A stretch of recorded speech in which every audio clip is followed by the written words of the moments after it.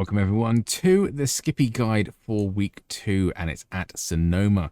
We've done a few of these. This is my third one round here, but basically there's only 2 corners that are different, and we miss out the most horrible corner that I can't get right. It's just actually after this corner. Can you see the cones just up there? You've got long sweeping right, and then that downhill left hand. I hate that corner. Could not get it right for the life of me.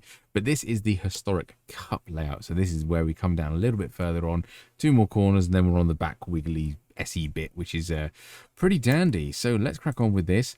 Track usage very light, 8%, and track temp is 121 Fahrenheit. Degrees will be above my head, but yes, super hot track and a super slidey one as well. So if it's like this, just be mindful of you might not have the best amount of grip.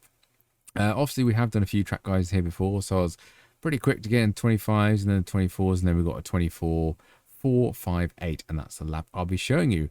Otherwise, OLAP, BLAP, telemetry, and replay file will all be in my Discord, so come have a shout over there, and you can use them files to hopefully improve your lap time. Otherwise, that's enough waffling. Let's get on with the guide. Right, just crossed the start-finish line at Sonoma, and that's turn 1 there. Full throttle, 4th gear, don't worry about it. Bring it over to the right-hand side of the track, and then bring it over to the left-hand side if you start going uphill. Stay in 4th just before the bridge, lift, and then at the curbing, brake, and down into 3rd. You can try 2nd. I find 3rd just gives you a little bit more drive out the corner, but you do stuff with rotation at the apex. Watch the curb. You can kick a wheel up at the rear and you just will spin annoyingly.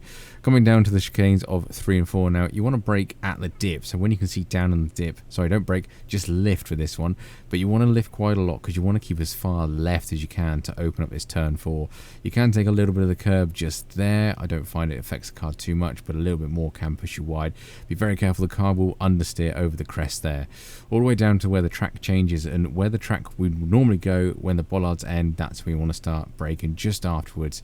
2nd gear, loads of apex to curb, and quite nicely you can run quite far out wide without any off tracks. Watch the wall on the left hand side there, it will pop out and give you a cheeky little tickle on the way past. Coming now to turn whatever it is, but end of the brick wall there. Turn 6, there we go. End of the brick wall, brake in a straight line. 2nd gear, you can use 1st if you wish, but 2nd, it does push me wide off apex a little bit, but probably just pushing a little bit too much into entry. Get a good exit here because we're going to be full throttle for an awful long time through the S's of 8 and 8A. All you're trying to do is stay on the opposite side of the track to the next corner. So you see we're staying to the right hand side for this left hander, and then subsequently trying to stay as far left as you can to open up this right hander. This one's the tricky one. It's over a camber on exit, sorry, a little crest just here, so you will tend to oversteer. You see me correcting the steering a little bit. You want a good exit out of there though, coming down to the penultimate corner. This is turn 9. This is just a long sweeping one. All this is a setup for turn 10, which on this track, on this temperature, was fun to say the least. End of the curbing, you kind of see it when it tapers back. That's kind of what you want to follow. Big lift, and then I start getting on the power, and you can look at my steering inputs. I'm just trying to control the rear of the car not to run too far wide. If you're not confident through there, little dab of brakes or a bigger lift should be golden. Just before pit entry starts, just be at the cones, stand on the brakes, nice straight line all the way down to the 1st gear.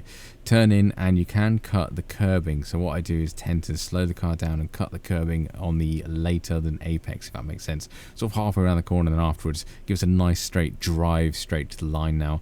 And that is it, to be honest. I do actually quite like this layout because it missed out my favourite corner in the whole wide world. So that is done and dusted. And across the line with a 124.458. So yes, not a bad lap. I hope it's quite competitive. It's not my favourite track, this, mainly because that long sweeping corner of turn 6 on the other layouts, I really despise that. But yeah, we're back at Sonoma, 3rd one. If you are watching one of the other ones, then come watch this one, but me telling you that is pretty redundant because you're not here watching it, otherwise you would be here watching it, if that makes complete sense.